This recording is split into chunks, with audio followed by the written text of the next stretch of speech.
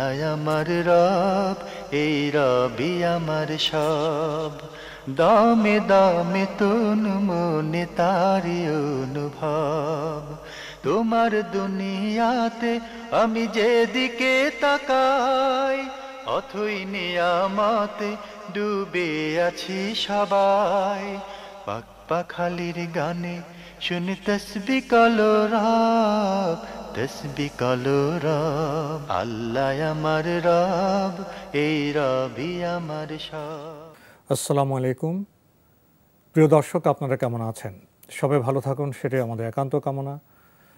শুরু হলো এনটিভি আয়োজিত এবং লাভ হলো নিবেদিত অনুষ্ঠান আপনার জিজ্ঞাসা। আপনাদের সাথে আছি আমি জয়নুল আবেদিন আজাদ। আর আপনাদের মনে জায়গা প্রশ্নের জিজ্ঞাসার জবাব দিচ্ছেন বিশিষ্ট আলেম ডক্টর মোহাম্মদ সাইফুল্লাহ। আসসালামু আলাইকুম ওরহমতুল্লাহি ওয়া বারাকাতুহু।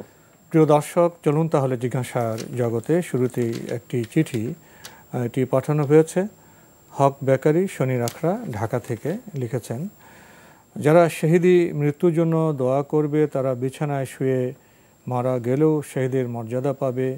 প্রশ্ন হলো, এই দোয়া কি বাংলায় করা যাবে? ধন্যবাদ, এই ভাইকে খুব গুরুত্বপূর্ণ প্রশ্ন করেছেন। হ্যাঁ, শাহাদাতের জন্য কামনা করবেন, শাহাদাতের জন্য আল্লাহ তাআলার কাছে দোয়া করবেন। সেটা আপনি আল্লাহ রাব্বুল আলামিনের কাছে কোন ভাষায় করবেন? আপনি যদি বাংলা ছাড়া আর কিছু না জানেন, তাহলে আপনি কোন ভাষায় করবেন?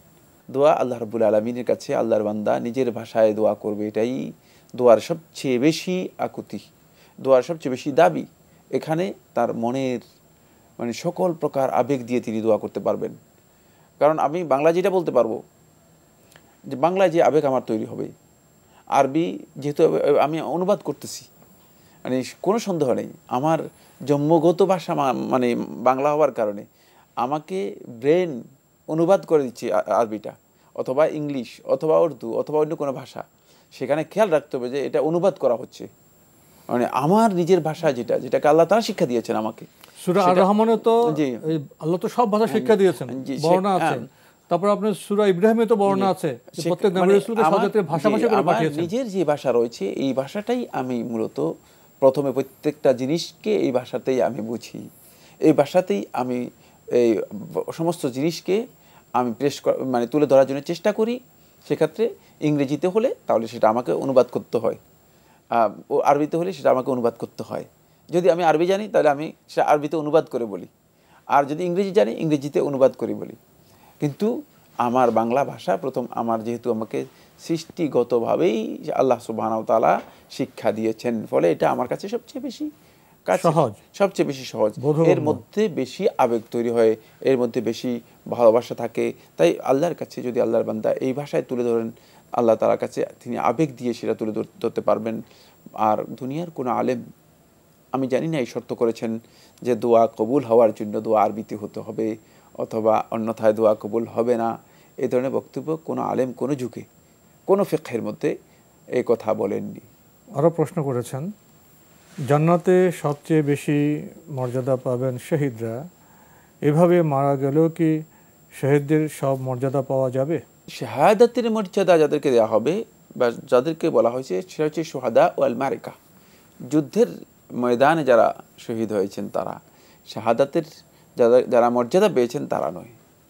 যারা সত্যিকার শহীদ, যুদ্ধের ময়দানে নিজেদের জীবন সর্বস্ব দিয়ে, যারা জীবন এবং মাল পুরোটাই দিয়ে যারা যুদ্ধ করে শাহাদাত বরণ করেছেন, তারা সেই মর্যাদা পাবেন। তাদেরকে সেদিন শাহাদাতের প্রকৃত মর্যাদা দেওয়া হবে। আর বাকিরা শাহাদাতের মান তারা পাবে, তাদেরকে আল্লাহ সুবহানাহু ওয়া তাআলা সেই মর্যাদা দিবেন। কিন্তু শহীদ হিসেবে তারা আল্লাহ রাব্বুল আলামিনের কাছে অতিরিক্ত শাহাদাতের যে মর্যাদা, যারা যুদ্ধের ময়দানে শহীদ হয়েছেন, সেই মর্যাদা তারা লাভ করবে না। আমরা জানলাম। প্রিয় দর্শক আরও লিখেছেন, শুনেছি কোরআনের হাফেজদের কিয়ামতের দিন বলা হবে, দুনিয়াতে যেভাবে পড়তে সেভাবে পড়তে থাকো, সে পড়তে থাকবে ও তার মর্যাদা বৃদ্ধি পেতে থাকবে। প্রশ্ন হলো, হাফেজদের থেকেও শহীদদের থেকেও কি আল্লাহ তাআলার অধিক জিকিরকারীরা আরও এগিয়ে যাবে? হাফেজদের চেয়ে এবং শহীদদের থেকে আল্লাহ রাব্বুল আলামিনের জিকিরকারীরা অনেক বেশি এগিয়ে যাবে। মর্মে কোনো বর্ণনা পাওয়া যায়নি, কিন্তু যারা সত্যিকার আল্লাহ সুবহানাহু ওয়া তাআলা জিকির করবেন, জিকির কোত্থেকে করবেন? জিকির তো আল্লাহ রাব্বুল আলামিনের কোরআনের সাথে সম্পৃক্ত। সবচেয়ে উত্তম জিকির তো আল্লাহ তাআলার কিতাব। সুতরাং খেয়াল রাখতে হবে যে এগুলো সবগুলো একটা আরেকটার সাথে খুবই ওতপ্রোতভাবে জড়িত বিষয়। মানে সুতরাং প্রত্যেকের মর্যাদা, যেখানে যার মর্যাদা যেভাবে সাব্যস্ত হয়েছে সেখানেই কি করতে হবে, তার মর্যাদা রাখতে হবে। মানে এখানে মানে এই কনক্লুশন তৈরি করার কোনো সুযোগ নেই যে শহীদদের মর্যাদা এই, তারপরে এটা কি বলা হচ্ছে হাফেজদের মর্যাদা এই, তারপরে জাকিরিনদের মর্যাদা, যারা জিকির করবে আল্লাহ তাআলা তাদের মর্যাদা এই। তাহলে এর মধ্যে কারা? রাসূলুল্লাহ সাল্লাল্লাহু আলাইহি ওয়াসাল্লামের কোনো বর্ণনার মধ্যে এই ধরনের বক্তব্য আসেনি। যারা জিকিরের ক্ষেত্রে সত্যিকার আল্লাহ রাব্বুল আলামিন জিকির করবে তাদের একটা সাবকাত রাসূলুল্লাহ সাল্লাল্লাহু আলাইহি ওয়াসাল্লাম হাদিস দ্বারা সাব্যস্ত হয়েছে, সাবাকাল মুফাররিদুন, যারা অধিক পরিমাণে আল্লাহ রাব্বুল আলামিন জিকির করবে রাসূলুল্লাহ সাল্লাল্লাহু আলাইহি ওয়াসাল্লাম বলেছেন তারা অগ্রগামী হয়ে যাবে। তাদের এই অগ্রগামিতার বিষয়টি এর অর্থ এই নয় যে যারা শহীদদের থেকেও মর্যাদায় অনেক উপরে যাবে, এই কথা রাসূলুল্লাহ সাল্লাল্লাহু আলাইহি ওয়াসাল্লাম বলেন নাই। জি, সুতরাং জিকির করবেন তত অগ্রসর হবে। হ্যাঁ, অবশ্যই তারা মানে সেখানে বড় ধরনের মানে অগ্রগামিতা লাভ করবে, প্রাধান্য পাবে, এগিয়ে আসবে, এটা কোনো সন্দেহ নেই। কিন্তু এটাকে মানে এইভাবে সাজানোর কোনো দরকার নেই। তাহলে কি তারা মানে শহীদ এবং যারা হাফেজ তাদের চেয়েও এগিয়ে যাবেন? এই কথা বলার সুযোগ নেই। রাসূলুল্লাহ সাল্লাল্লাহু আলাইহি ওয়াসাল্লামের কোনো বক্তব্য অথবা কোনো হাদিসের মাধ্যমে এটি সাব্যস্ত হয়নি। লিখেছেন, জান্নাতুল ফেরদৌসে যারা যাবেন তারা কি হাফেজদের থেকেও বেশি মর্যাদা পাবেন? আমরা এটি জানি না। জান্নাতুল ফেরদাউসে যারা যাবেন তারা কি হাফেজদের চেয়ে, হাফেজরা জান্নাতুল ফেরদাউসে যাবেন না এই কথা বলার তো সুযোগ নেই। জান্নাতের আমলগুলো আমাদের জন্য গুরুত্বপূর্ণ। সেক্ষেত্রে এই কথা বলার দরকার নেই যে কারা মানে কতটুকু আগিয়ে যাবেন, কে আগিয়ে যাবেন, পিছিয়ে যাবেন, এগুলো আমাদের বিষয় নয়, এগুলো আমাদের দায়িত্বের মধ্যে পড়ে না। আমরা ফজিলতের বিষয়টি জানি এবং যেই আমলের জন্য যেই ফজিলত বলেছেন রাসূলুল্লাহ সাল্লাল্লাহু আলাইহি ওয়াসাল্লাম সেগুলো আমল করার জন্য চেষ্টা করি। আমাদের হাতে অনেকগুলো প্রশ্ন, নাম প্রকাশে অনিচ্ছুক। লিখেছেন, আজকাল কিছু ইউটিউব বক্তা থেকে শুরু করে অনেকে বলেন আপনারা আকিদা করে উম্মার মধ্যে বিভেদ সৃষ্টি করছেন, অথচ কোরআন হাদিসে কোথাও আকিদা শব্দটি আসেনি। এই শব্দ প্রথম ব্যবহার হয় 400 হিজরি সনে। তাহলে যেটা কোরআন বা হাদিসে নাই সেটাতে আমরা কেন গুরুত্ব দিব এবং সেটা জরুরি হতে যাবে কেন? কোরআন সুন্নায় না আসলে এই পরিভাষা ব্যবহার জায়েজ হবে কি? উম্মার ঐক্যের স্বার্থে আমরা আকিদাকে প্রাধান্য না দিয়ে চলতে পারি কি? আকিদা না শিখে আমরা সাধারণ মুসলিম সরাসরি কোরআন হাদিস পড়তে কি পারি না? আকিদা শিক্ষা জরুরি কেন? দলিল সহ একটু বুঝিয়ে বলবেন। কোরআনের শুরুতে হয়েছে আকিদা দিয়েই। সূরাতুল ফাতিহার প্রথম হচ্ছে আলহামদুলিল্লাহি রাব্বিল আলামিন। এর মধ্যে আকিদার মৌলিক বিষয়গুলো রয়ে গেছে। যদি আপনি না জানেন আহলুল ইলমের কাছে জেনে নেবেন। এখন আপনি মানে এখানে যে প্রশ্নটি এসেছে প্রশ্নটির কয়েকটি বক্তব্য রয়েছে। এক নম্বর কথা হচ্ছে আকিদা শব্দ সরাসরি কোরআনে আসেনি, ঠিকই বলেছেন, কিন্তু কোরআনে আকিদা শব্দটি আকদ মূল রুট থেকে এসেছে, আইন কাফ দাল, এই মূল রুট থেকে এসেছে, এই শব্দ ব্যবহার হয়েছে কোরআনের মধ্যে, এই শব্দের ব্যবহার হয়েছে। ইল্লা মা আকাতুমুল আইমান, আল্লাহ সুবহানাহু ওয়া তাআলা বলেছেন যে তোমরা তোমাদের ইয়ামিন সমূহ, তোমাদের শপথ সমূহকে যেগুলোকে তোমরা দৃঢ়ভাবে করেছিলে এগুলোকে তোমরা অবশ্যই পূরণ করতে হবে তোমাদেরকে। এখানে মানে অন্তরের দৃঢ় প্রত্যয় বোঝানোর জন্য আল্লাহ সুবহানাহু ওয়া তাআলা এই শব্দটি ব্যবহার করেছেন। আকিদার মূল রুট থেকে এটি ব্যবহার করা হয়েছে, আকদ থেকে ব্যবহার করা হয়েছে, আকাতুম। তাই মানে আপনি যদি মানে শব্দ ধরেন তাহলে এই শব্দ কোরআনের মধ্যে আছে। মানে এই শব্দের রুট থাকার অর্থ হচ্ছে শব্দটা কোরআনের মধ্যে আছে। বুৎপত্তি, হ্যাঁ, বুৎপত্তি রয়েছে। বুৎপত্তি থাকলে তো শব্দটা তো এটা আরো কোরআন কারীমের মধ্যে রয়েছে। মানে যদি এই শব্দের আরো একটা মানে আরো কয়েকটা রয়েছে কোরআন কারীমে, সূরাতুল মাইদাতে যান, ইয়া আইয়ুহাল্লাযীনা আমানু আউফু বিল উকুদ, হে ইমানদারগণ তোমরা আউফু বিল উকুদ, তোমাদের সাথে যেই চুক্তিগুলো হয়েছে এগুলোকে পূরণ করো। এখানে উকুদ চুক্তিগুলো কমন করা হয়েছে, তার মধ্যে আকদ আকিদা এর মধ্যে একটা বড় ধরনের চুক্তি, আল্লাহ তাআলার সাথে বান্দার এই চুক্তিটাই হচ্ছে আসল চুক্তি এবং এটাই বড় আকদ। এই মানে আকিদা চুক্তিকে বোঝানো হয় থাকে। রাসূলুল্লাহ সাল্লাল্লাহু আলাইহি ওয়াসাল্লামের হাদিসের মধ্যে আপনি যদি দেখেন যে হাদিসের মধ্যে আকিদা শব্দ আসেনি, কথা ভুল। লা ইয়া'তাকিদু কলবু মরিইন মুসলিম বিসালাসি খিসাল, মুসলিম ব্যক্তির তিনটি বৈশিষ্ট্য তো সে তার অন্তর কখনো এটাকে বিশ্বাস করবে না, মানে এটাকে প্রত্যয়ের সাথে বিশ্বাস করবে না। মানে এর অর্থ হচ্ছে মানে এই বিষয়গুলো যখন বিশ্বাস করবে তখন সে সত্যিকার ঈমান এবং ইসলামের যে দাবি রয়েছে দাবিগুলো পূরণ করতে পারবে। এখানে এই আকিদা শব্দটি এসেছে এবং এই শব্দটি মারফু বর্ণনা করা হয়েছে সরাসরি রাসূলুল্লাহ সাল্লাম থেকে। সুতরাং এই দাবি বা এই বক্তব্য সঠিক নয় যে রাসূলুল্লাহ সাল্লাল্লাহু আলাইহি ওয়াসাল্লাম এর হাদিসের মধ্যে আকীদা শব্দটি আসেনি। যদি হুবহু আপনি বলেন যে আকীদা এইভাবে শব্দটি আসেনি, কিন্তু মূল রুট তো এসেছে, কিন্তু ব্যুৎপত্তি তো আছে। মূল বক্তব্য এসে গিয়েছে, মূল বক্তব্য রাসূলুল্লাহ সাল্লাল্লাহু আলাইহি ওয়াসাল্লাম এসে গিয়েছে হাদিসের মধ্যে। বাকি রয়ে গেছে যে বিষয়টি, সেটা হচ্ছে এই আকীদা বলতে যে জিনিসগুলোকে বোঝানো হয় তাকে সেগুলোকে তো উপেক্ষা করা যাবে না। আকীদা বলতে নতুন কোনো বিষয় নয়, হয়তো পারিভাষিক একটা পরিভাষা ব্যবহার করা হয়েছে, কিন্তু এই পরিভাষায় ঈমান, তাওহীদ এবং আল্লাহ রাব্বুল আলামিনের আসমা এবং সিফাতের মৌলিক যে বিষয়গুলো রয়েছে সেগুলোই নিয়ে আলোচনা করা হয় থাকে আকীদার মধ্যে। তাই ঈমান শব্দ তো কোরআনে কারীমের মধ্যে এসেছে, তাওহীদের বিবরণ কোরআনে কারীমের মধ্যে এসেছে, ইবাদতের বিষয়গুলো কোরআনে কারীমের মধ্যে এসেছে, সুন্নাহর মধ্যে এসেছে। তাই কোনোভাবেই মানে আপনি আকীদাকে উপেক্ষা করতে পারবেন না। আকীদাকে উপেক্ষা করে আপনার কোনো ধরনের মানে ঐক্যই হয় না, কারণ ঐক্যের ভিত্তি হচ্ছে আমাদের আকীদা। আমরা মুসলিম কেন? আমাদের এই আকীদার কারণে। মূল বিশ্বাসে একমত না হলে আমরা ইসলাম কিভাবে পালন করব? তাহলে আমরা ইসলামও পালন করতে পারবো না, আর আমাদের ঐক্য হবে না। এজন্য যে সমস্ত বন্ধুগণ এই কথা বলে থাকেন যে আমরা ঐক্যের খাতিরে আকীদা বিষয়ে আলোচনা করব না, এটা ভুল বক্তব্য। আল্লাহ আমার রব, এই রবি আমার সব। আল্লাহ আমার রব, এই রবি আমার সব। একটি খুব গুরুত্বপূর্ণ প্রসঙ্গে আমরা কথা বলছিলাম।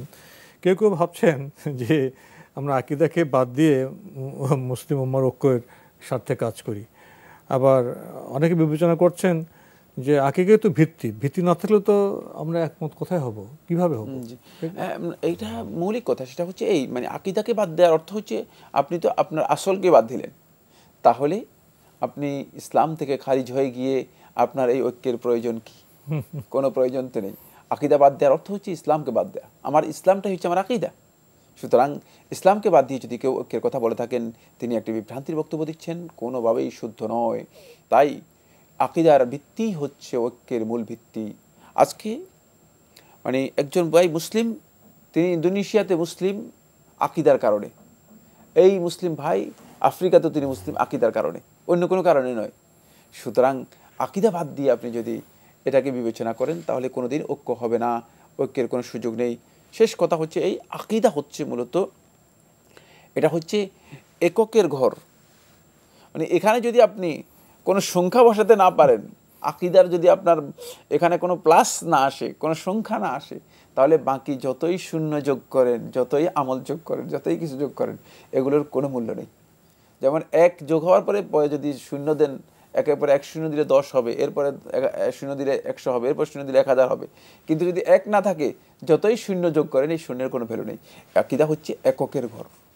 সুতরাং এই ঘর পূরণ করে তারপরে আপনাকে সামনের দিকে অগ্রসর হতে হবে। এজন্য আকীদার সংশোধন হচ্ছে প্রথম। আপনি কি লক্ষ্য করেছেন রাসূলুল্লাহ সাল্লাল্লাহু আলাইহি ওয়াসাল্লাম 13 বছর পর্যন্ত আকীদার কাজ করেছেন। নবুয়তের 13টি বছর, মানে নবুয়তের শেষ বছর, 13 বছরের শেষ বছরে গিয়ে আল্লাহ রাব্বুল আলামিন কি করেছেন? সালাত ফরজ করেছেন। অথচ মৌলিক ইবাদত, ঈমানের পরে সর্বপ্রথম মৌলিক ঈমান রক্ষাকারী ইবাদত, ঈমানের প্রতিরক্ষা যেটাকে বলা হয় থাকে, সেই ইবাদত ফরজ করা হয়েছে 13 বছরের শেষের দিকে গিয়ে। 13 বছর পর্যন্ত রাসূলুল্লাহ সাল্লাল্লাহু আলাইহি ওয়াসাল্লাম আকীদার সংশোধনের কাজ করেছেন। তাই আকীদা যদি সংশোধন না করেন তাহলে সকল প্রচেষ্টাই ব্যর্থ প্রচেষ্টা, এবং সবচেয়ে বেশি ক্ষতিগ্রস্ত ওই সমস্ত ব্যক্তিগণ হবে যারা নিজেদের আকীদা নষ্ট করেছে, আকীদা সঠিক করতে পারেনি, আকীদা সংশোধন করতে পারেনি। এজন্য আকীদা হচ্ছে প্রথম। আকীদা বাদ দিয়ে কোনো ধরনের কোরআন এবং হাদিসের বক্তব্য কোথাও আপনি পাবেন না। কোনো বক্তব্য নেই যে বক্তব্যের মধ্যে আকীদার বিষয়টি আসেনি। কোরআনে কারীমের প্রত্যেকটি আয়াতের মধ্যে, প্রত্যেকটি বক্তব্যের মধ্যেই কোনো না কোনো ক্ষেত্রে আল্লাহ সুবহানাহু ওয়া তাআলা মৌলিকভাবে আল্লাহ রাব্বুল আলামিনের হয়তো প্রশংসা, সেটা ইবাদত, এটা আকীদার বিষয়, অথবা আল্লাহ রাব্বুল আলামিনের নাম অথবা গুণাবলী, সেটা ইবাদত। আকীদার বিষয়গুলো আসলে কি কি? আকীদার মূল কথা হচ্ছে তাওহীদ। মূল কথা হচ্ছে তাওহীদ। আল্লাহ রাব্বুল আলামিনের তাওহীদের বিষয়টি এত ব্যাপক যে মানে এটি আল্লাহ রাব্বুল আলামিনের সমস্ত নির্দেশনাকে একসাথে শামিল করে থাকে, অন্তর্ভুক্ত করে থাকে। এর মধ্যে সমস্ত কিছু অন্তর্ভুক্ত।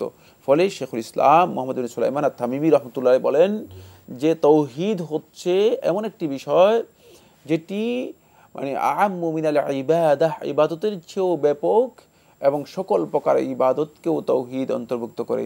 কারণ তাওহীদের একটা পার্ট হচ্ছে ইবাদত, তাওহীদের একটি পার্ট হচ্ছে ইবাদত। এই জন্য আমাদেরকে এই বিষয়গুলো অবশ্যই মানে ভালো করে জেনে নিতে হবে। কারণ আপনি যেটাকে মনে করতেছেন যে আকীদা ছাড়া করতে পারবেন না, তাওহীদ ছাড়া কোনো কিছুই করা সম্ভব নয়। আকীদা বুঝতে গেলে তাওহীদ বুঝতে হবে। অবশ্যই, জি। তো তাওহীদ বুঝতে তো আমরা তো সাধারণত বুঝি আল্লাহর একত্ব। না, তাওহীদ শুধুমাত্র এটি নয়। তাওহীদ অনেক, তাওহীদ হচ্ছে এই পৃথিবীর মধ্যে যত কর্মকাণ্ড পরিচালিত হচ্ছে সব কিছু এর মধ্যে অন্তর্ভুক্ত। আল্লাহ তাআলার কাজ, বান্দার কাজ এবং আল্লাহ রাব্বুল আলামিন এই মাখলুকাতের যত কিছু আছে না, আয়াতুল কুরসিতে সব যার একটা সংক্ষিপ্ত একটা পরিচয় পাওয়া আল্লাহ যায়। সুবহানাহু ওয়া তাআলা তার মানে ক্ষমতার পরিচয় আয়াতুল কুরসির মধ্যে দিয়েছেন।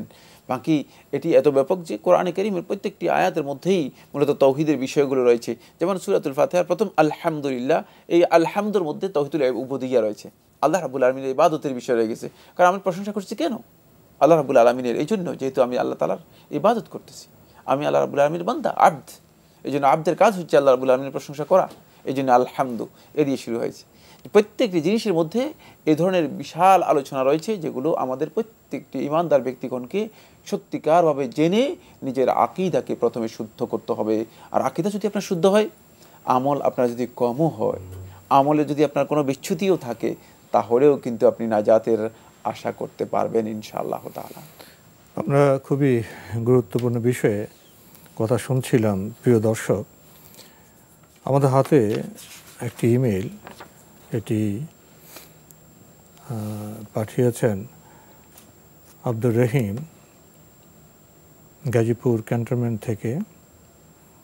লিখেছেন, আমি বিবাহিত এবং 9 বছর হচ্ছে, কিন্তু কোনো সন্তান হয়নি। এখনও আমরা ভারতের একজন ডাক্তারের কাছে চিকিৎসাধীন আছি। কিন্তু আমার বাবা একদিন আমাকে একটি কওমি মাদ্রাসা নিয়ে যান, একজন বিশিষ্ট আলেমের কাছে। উনি অনেক পরহেজগার এবং সম্মানিত আলেম। হুজুরের কাছে আমার কথা আব্বা বললেন। তখন হুজুর কালো সুতো দিয়ে আমাকে পা থেকে মাথা পর্যন্ত মাপ দিয়ে আমার মাপে সুতোটা কেটে নিলেন। তারপর কোরআনের আয়াত পাঠ করে 3টা ফুঁক দিয়ে আবার আমাকে ওই সুতা দিয়ে মাপ দিলেন। তাতে সুতা কিছুটা ছোট হয়ে গেল। তখন হুজুর বললেন, যা সন্দেহ করেছিলাম তাই হলো। তখন আমি হুজুরের কাছে জিজ্ঞেস করলাম, হুজুর কী হয়েছে? তখন বললেন, আমার সাথে মাইটা জিন আছে, যার কারণে আমাদের সন্তান হচ্ছে না এবং ওষুধ খেয়েও লাভ হচ্ছে না। হুজুর বললেন, তদবির নিতে হবে। তদবিরগুলো কি? 1, তাবিজ দেবেন, কোমরে রাখতে হবে 4 মাস। 2, 6টা করে মুরগির ডিম পরে দিবেন। প্রতি মাসে আমাদের স্বামী স্ত্রী খেতে হবে 4 মাস, স্ত্রী পিরিয়ড অনুযায়ী। 3, 7 মসজিদের টিউবওয়েল এর পানি পরে দিবেন, স্বামী স্ত্রী খেতে হবে 4 মাস। 4, নতুন মাটির পাতিলে 7 ঘাটের পানি আনতে হবে, হুজুর পরে দিবেন, গোসল করতে হবে 4 মাস। 5, সরিষার তেল পরে দিবেন, গায়ে নিতে হবে 4 মাস। আমি হুজুরের সব কিছু শুনে সূরা কাহফের 110 নম্বর আয়াত পাঠ করে শোনালাম। হুজুর বললেন, এগুলি কোনো শিরক কুফরি না। তখন আমি হুজুরকে বললাম, আমি নিয়মিত নামাজ পড়ি এবং ফরজ সালাতে পর সেই হাদিস এর তাসবিহ, দোয়া, জিকির, আয়াতুল কুরসি, সূরা ইখলাস, ফালাক, নাস তেলাওয়াত করি। সকাল সন্ধ্যায় সূরা বাকারা শেষ 2 আয়াত পাঠ করি। তারপরও আমার সাথে জিন আছে, তাতে আমার তো কোনো সমস্যা হচ্ছে না। এখন প্রশ্ন হচ্ছে, হুজুর উপরে উল্লেখিত তাদবির গ্রহণ করলে কোনো শিরক কুফরের মতো জঘন্য পাপ হবে কি না? আলহামদুলিল্লাহ, আমি একজন হাজি মানুষ, আল্লাহর উপর সর্ব অবস্থায় সন্তুষ্ট আছি। সন্তানের আশায় শিরকের মতো জঘন্য পাপ করব না ইনশাআল্লাহ।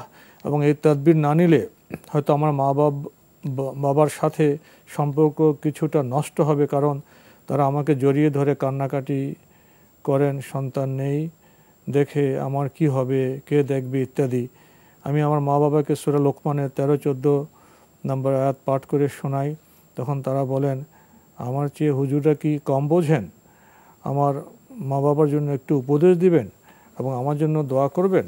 এখন আমার করণীয় কি? যেই পদ্ধতিতে আপনাকে আপনার এই পরহেজগার বুজুর্গ হুজুর আপনাকে মানে একটা মানে রোগ নির্ধারণ করে দিয়েছেন যে আপনার সাথে মাইটটা জিন রয়েছে, এই পদ্ধতি এটা শরঈ অনুমোদিত বা শরিয়া সম্মত কোনো পদ্ধতি নয়। এর মাধ্যমে তিনি যে দাবি করেছেন এটা বিশ্বাস করা কুফরি। ফাকাদ কাফারা বিমা উনসিলা আলা মুহাম্মাদিন। যদি আপনি তার এই বক্তব্যকে বিশ্বাস করেন অথবা আপনার আব্বা বিশ্বাস করে থাকে, তাহলে আপনি এমনিতেই মুহাম্মদ সাল্লাল্লাহু আলাইহি ওয়াসাল্লামের উপর আল্লাহ রাব্বুল আলামিন যা অবতীর্ণ করেছেন তার সাথে কুফরি করলেন। বিশ্বাস করার সুযোগ নেই। কারণ আপনাকে জানতে হবে যে এই ব্যক্তি যত বড় বুজুর্গ হোক না কেন, এই গায়েব সম্পর্কে কিছুই জানে না। কিভাবে সে জানলো যে আপনার সাথে মাইটটা জিন রয়েছে? আর এই প্রক্রিয়া, যে প্রক্রিয়া তিনি ব্যবহার করেছেন, সাতগারে পানি খেতে হবে, ডিম খেতে হবে, তেল মাখতে হবে, মানে সেই প্রক্রিয়া, ওষুধ নিয়ে চিকিৎসা নিয়ে কোনো লাভ নেই বললেন। সেই প্রক্রিয়া তাকে মানে কে জানিয়েছে, কিসের মাধ্যমে তিনি এই প্রক্রিয়াটি জেনেছেন? সুতরাং প্রথম কথা হচ্ছে এই কাজটি প্রথমেই বিশ্বাস করাটাই কুফরি। কারণ হচ্ছে তিনি যেই তাবিজের কথা বলেছেন এবং যেই সমস্ত কথা বলেছেন এগুলোর কোনো ভিত্তি নেই। এই যে তাদবীরের যে প্রক্রিয়া তিনি উল্লেখ করেছেন, এখান থেকে আমি এতটুকু উপলব্ধি করতে পেরেছি, তিনি যে আপনি আগে বলেছেন এই লোকটা ফরহেজগার, আলেম, বুজুর্গ, এটা কোনোটাই না, সে ধোঁকাবাজ, প্রতারক। তিনি আপনাকে যেই তাদবীর উল্লেখ করেছেন রাসূলুল্লাহ সাল্লাল্লাহু আলাইহি ওয়াসাল্লাম, সাহাবায়ে কেরাম অথবা কোনো যুগে কোনো আলেমের বক্তব্যের মাধ্যমে এটা সাব্যস্ত হয়নি। এটি একেবারেই নিজের পক্ষ থেকে তৈরি করা মন গড়া একটা পদ্ধতি, যে পদ্ধতিকে কোনোভাবেই সবব হিসেবে মানে স্বীকৃতি দেওয়া যায় না, কারণ হিসেবে স্বীকৃতি দেওয়া যায় না, গ্রহণ করা যায় না। সর্বশেষ যে বিষয়টি সেটা হলো আপনার আব্বা আম্মাকে এটা বুঝাবেন। পৃথিবীতে বহু মানুষ রয়েছে যাদের সন্তান নেই, তারা কি জীবনযাপন করছে না? তাদেরকে আল্লাহ রাব্বুল আলামিন কি জীবনযাপনে আল্লাহ সুবহানাহু ওয়া তাআলার পক্ষ থেকে রহমত দিচ্ছেন না? অবশ্যই দেবেন। যদি এই বিশ্বাস না থাকে তাহলে আমরা আল্লাহ তাআলার প্রতি আমাদের আস্থা হারিয়ে ফেলবো, আমাদের ঈমান সেখানে কি হবে, ভঙ্গুর হয়ে যাবে, আমাদের ঈমান শক্তিশালী থাকবে। আজকে আমাদের এখানে শেষ করতে হচ্ছে। আপনাকে অনেক ধন্যবাদ। আপনাকে অনেক ধন্যবাদ। প্রিয় দর্শক, আমরা এতক্ষণ দেখছিলাম এনটিভি আয়োজিত এবং লাভ হলো নিবেদিত অনুষ্ঠান আপনার জিজ্ঞাসা। আমাদের এই অনুষ্ঠান আপনারা এনটিভি অনলাইনে দেখতে পারবেন। ভিজিট করুন www.ntvbd.com। এছাড়া ইউটিউবে এবং ভেরিফাইড ফেসবুক পেজেও আমাদের অনুষ্ঠান দেখতে পারবেন। প্রিয় দর্শক, আমরা আপনার জন্য দোয়া করি, আপনার মনোবাসনা পূর্ণ হোক। চিঠি লিখুন, প্রশ্ন পাঠান আমাদের ঠিকানায়। পরিচালক আপনার জিজ্ঞাসা, এনটিভি, বিএসসি ভবন, 7ম তলা, 102 কাজী নজরুল ইসলাম এভিনিউ, কারওয়ান বাজার, ঢাকা 1215। আপনারা ইমেল করতে পারেন। আমাদের ইমেল অ্যাড্রেস আপনার জিজ্ঞাসা @ntvbd.com। প্রিয় দর্শক, মহান আল্লাহ আমাদের সবাইকে নিরাপদে রাখুন, রাখুন শান্তিতে। আসসালামু আলাইকুম। আল্লাহ আমার রব, এই রবি আমার সব, দামে দামে তুন মনে তারি অনুভব। আল্লাহ আমার রব, এই রবি আমার সব।